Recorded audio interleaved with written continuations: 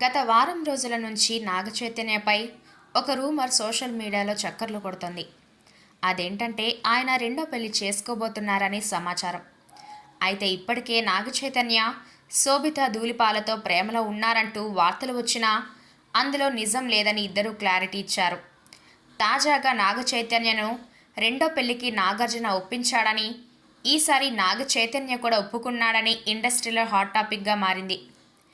నాగార్జున దూరపు బంధువుల అమ్మాయిని తన కొడుకుకి ఇచ్చి పెళ్లి చేయాలని నిర్ణయించుకున్నారని తెలుస్తోంది.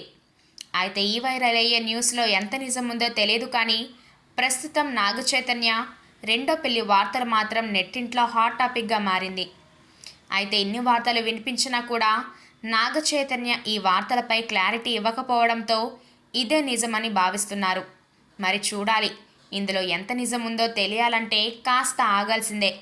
ప్రస్తుతం నాగచైతన్య తండల్ అనే చిత్రంలో నటిస్తున్న సంగతి తెలిసిందే.